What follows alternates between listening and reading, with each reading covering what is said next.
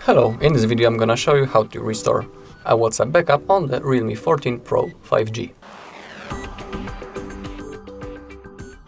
Okay, so once you have installed the WhatsApp from your Play Store and typed your phone number and verified, simply you will have a message looking for backups, and when you are connected to the same Google account in which backup was made, it will be something like this. Restore your chats. As you can see, my backup was 4 minutes ago, and on which account, and simply now click on restore.